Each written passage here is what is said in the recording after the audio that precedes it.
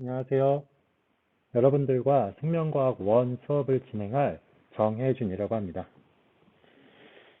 네, 그래서 이번에 여러분들과 직접 만나 뵙지 못했지만 이렇게 원격으로 그리고 녹화를 해서 여러분들과 어떻게 한 해 동안 생명과학 원을 저와 함께 수업을 해나갈 것인지 간단한 오리엔테이션을 시작하도록 하겠습니다. 네, 이제 생명과학에 대한 본격적인 오리엔테이션 수업을 진행하겠습니다. 이 수업을 하기에 앞서서 여러분들에게 한 가지 질문하겠습니다. 여러분들, 생명과학을 여러분들을 정말 좋아하나요? 생명과학 재밌는 학문입니까? 이것을 제가 여러분들에게 출석 퀴즈로 내겠습니다. 그래서 구글 클래스룸에 출석 퀴즈를 낼 텐데요. 이 수업을 잘 들었는지 확인을 할 거기 때문에 제가 이 질문에 대해서 여러분들이 답을 올리시면 됩니다. 그래서 어떻게 올리시냐? 생명과학을 난 좋아한다. 그러면 yes. 난 싫어한다. no. 이렇게 둘 중에 하나로 yes or no로 여러분들이 답을 해주시면 좋겠습니다. 요 답변으로 출석 질문으로 하겠습니다. 출석 체크를 요걸로 하겠습니다. 그래서 우리 생명과학 요새 이제 잘 아시다시피 아주 핫 이슈 뭡니까? 그렇죠. 이 코로나 바이러스. 특히 이 바이러스에 대한 것들을 우리 생명과학에서 배웁니다. 이 바이러스는 간단해요, 구조가 아주. 그렇기 때문에 얘가 생명체냐, 아니냐, 이것에 대해서도 논란이 있어요.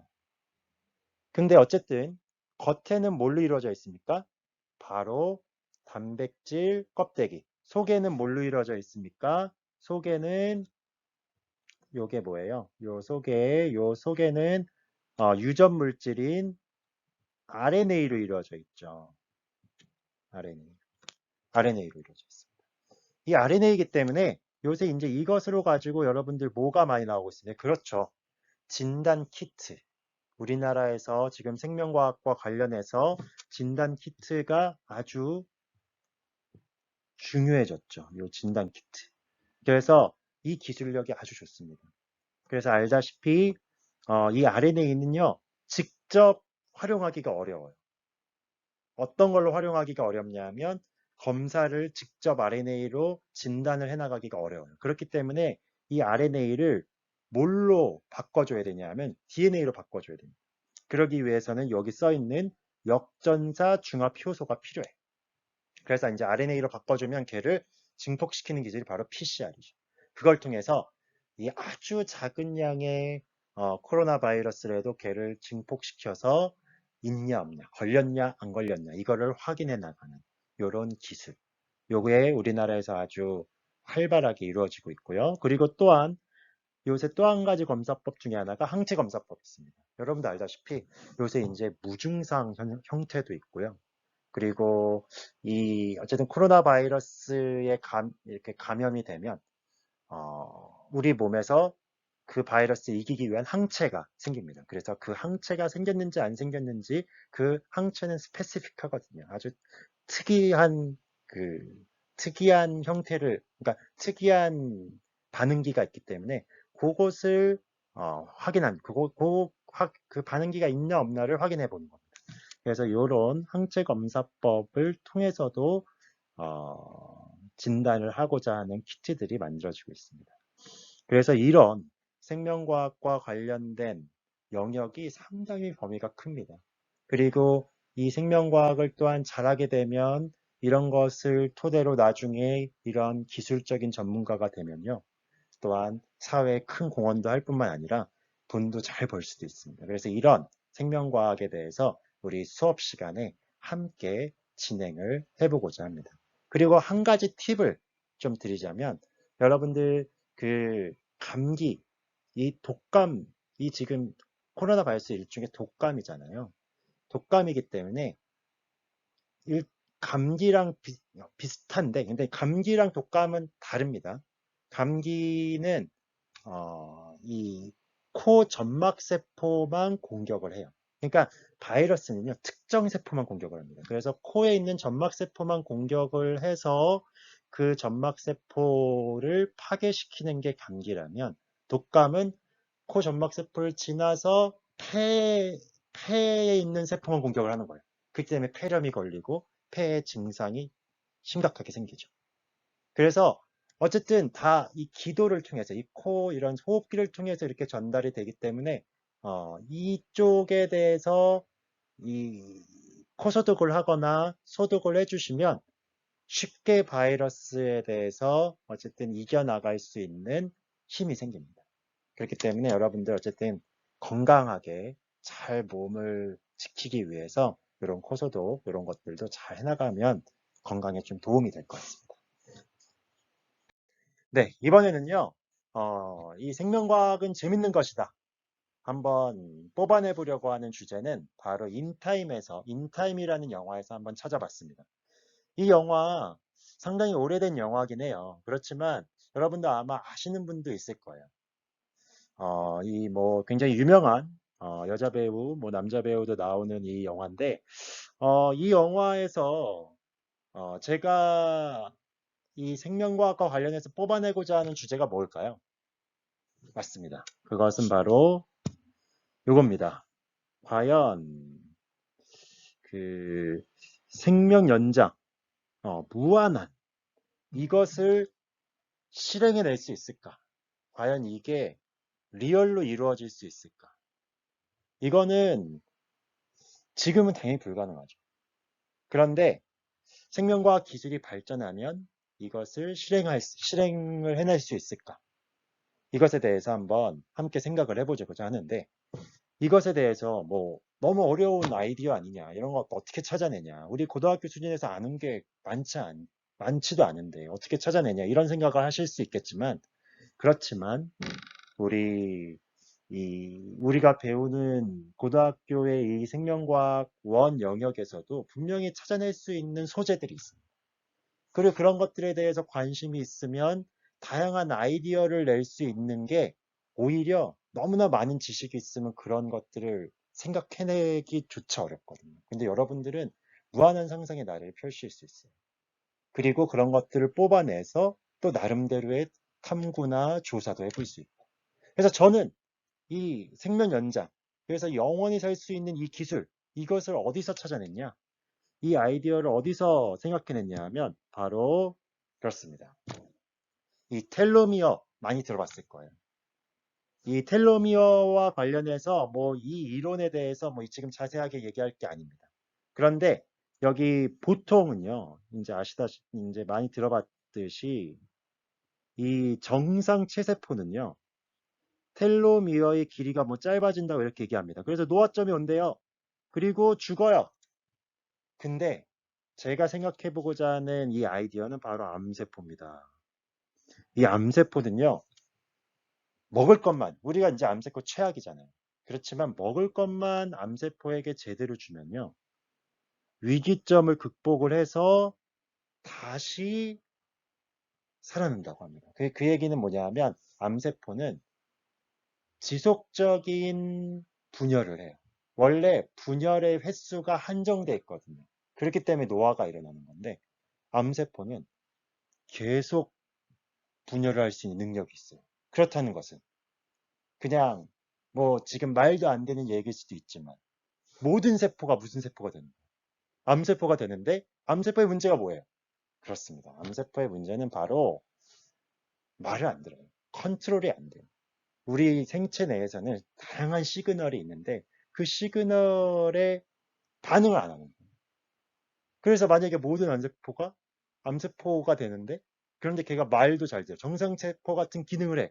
그럼 영원히 살 수 있는 아이디어가 있을 수도 있다라는 거예요. 그래서 이런 여러 가지 아이디어들, 그리고 이런 것들이 다 어디 있다? 생명과학에 있다. 그래서 이런 것들을 우리 수업 시간에 단순히 뭐 지식적인 거, 뭐 단순히 교과서에 대한 것만 우리 얘기하는 것이 아니라, 정말 우리가 관심 있는 생명과학에 대한 소재, 주제에 대해서도 함께 이야기를 나누면서 수업을 더욱더 흥미롭고 재미있게 진행해 나갔으면 좋겠습니다. 그리고 이제 마지막으로 한 가지만 더 한번 얘기해 보려고 합니다. 여러분들 겨울왕국 아시죠? 네, 이번에도 겨울왕국 2가 개봉을 하면서 물론 이제 제 나이가 궁금하신 분도 있겠지만 저도 이 겨울왕국 1을 굉장히 즐겁게 재밌게 본 세대입니다. 근데 요번에 이제 겨울왕국 2가 개봉을 했습니다. 그래서 이 겨울왕국 2, 네, 여기서 이 굉장히 중요한 이 주인공 아시죠? 이 엘사. 네, 그렇습니다. 이 엘사라는 우리 주인공이 항상 하는 일이 있습니다. 뭐죠? 바로 그냥 얼려버려요. 얼립니다. 그죠? 얼리는데 우리 과학을 그래도 한번 좀 재밌게 좀 아시는 분들, 과학에 대해서 한번 생각을 해본다라면 이 얼리는 원리가 뭘까에 대해서도 우리 좀 호기심을 가지고 생각해 볼 수가 있어요. 그래서 저도 생각을 해봤어요. 이 단순히 엘사가 이 공기밖에 없는데 이 공기에는 분명히 물론 수증기가 있을 텐데 이 수증기를 이용해서 얼리려면 어떤 원리를 얼리는 게 가장 재밌을까? 가장 손쉬울까? 이걸 생각했을 때, 바로 요 그래프 아시죠? 네, 이게 상평형과 관련된 그래프인데, 여기서 이제 간단히 한번 살펴를 보면, 여러분들 이제 그냥 이 정상적인 기압 하에서는 보십시오. 분명히 공기 중에 수증기가 있어요. 그래서 공기 중에 수증기가 있는데 이것이 정상적인 기압에서는 물을 거쳐서 얼음이 됩니다. 복잡해. 엘사는 얘를 기압을 확 낮추면 어떤 현상이 일어나요? 맞습니다. 공기 중에 기체가 승화점이 지나가면 바로 얼음으로 됐어요. 그렇구나. 엘사는 알고 봤더니 온도만 낮추는 게 아니라 기압을 낮추는 능력이 있었던 애구나 라는 것들을 뽑아낼 수 있습니다. 믿거나 말거나 하지만 이런 식으로 우리가 과학에 대해서 영화도 보고 실생활에 대해서 여러 가지 생각을 해보면서 이런 관련된 아이디어들을 생각해보고 탐구해보면요. 훨씬 더 재밌게 수업도 할 수 있고 재밌게 과학 공부를 해나갈 수 있습니다. 그리고 지금은 알다시피 이런 탐구심, 호기심이 굉장히 중요한 시대가 됐어요. 왜? 수업 시간이 그냥 단순한 강의식으로만 그리고 단순히 그냥 수업만 들어서 잘 되는 시대가 아시죠? 그래서 요새 이제 세특이라고 해서 이런 것들도 여러분들의 다양한 관심사와 이런 탐구심, 이런 것들에 대한 발표까지가 다 필요하기 때문에 이런 수업들을 우리 이 시간에, 생명과학 시간에 함께 진행을 해보고자 합니다. 네, 이제 본격적으로 오리엔테이션을 시작을 해보도록 하겠습니다. 여러분들, 생명과학 어려울까요? 쉬울까요? 물론 어느 정도 관심이 있어서 이 생명과학을 선택했다고 생각이 됩니다. 그렇지만 알다시피 뭐 내용적으로 되게 저는 호기심이 굉장히 많은 많은 것들이 생명과학에 다 있다고 생각을 해요.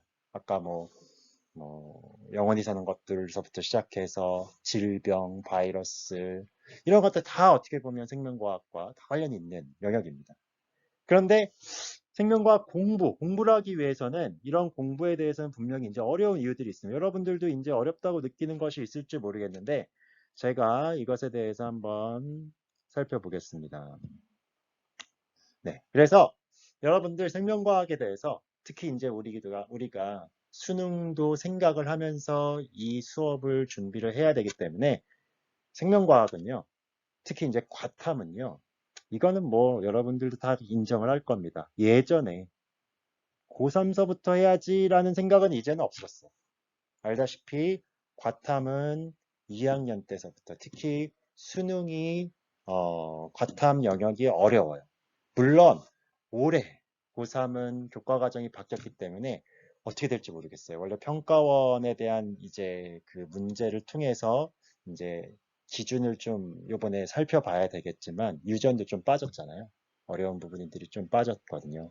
그래서 올해 고3들에 대한 이 수능 모의고사가 여러분들에게서는 이제 기준이 될 겁니다. 이 정도 수준에서 나올 거고, 이 정도 수준에서 이 수능 문제가 출제가 될 겁니다.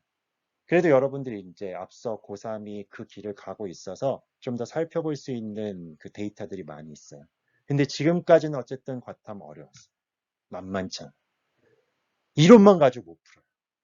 그래서 어쨌든 고3부터 이제는 지금서부터 고2서부터 같이 수업 시간에 저와 함께 준비를 해나가는 겁니다. 그리고 생물 외울 것 많다? 많아요. 많기도 합니다. 기준에 따라서는. 특히 이제 막 수적인 게 굉장히 뛰어난 학생들이 있어요. 그래서 뭐 수학이나 물리나 이런 것에 비해서는 확실히 생명과학은 외울 것들이 분명히 있습니다. 그렇지만 외울 것도요, 많이 줄었어요.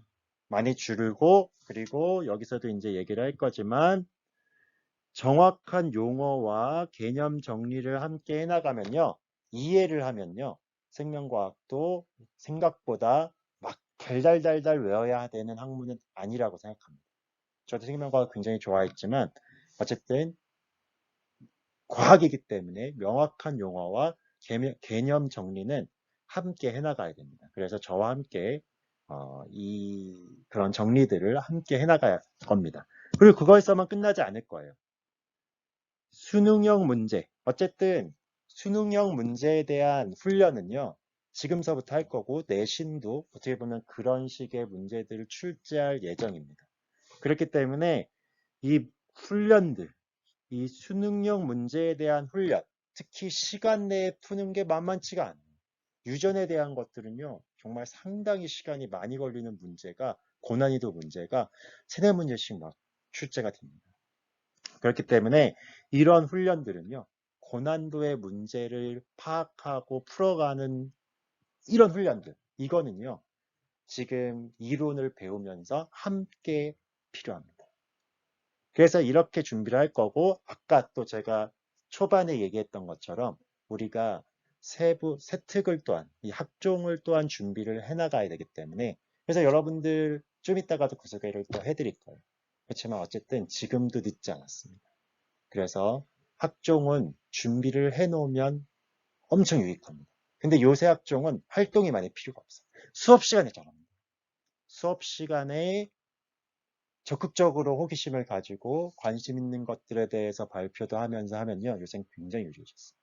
그렇기 때문에 어쨌든 함께 이런 생명과학 수업을 굉장히 활동적이고 적극적으로 참여해 나갔으면 좋겠습니다.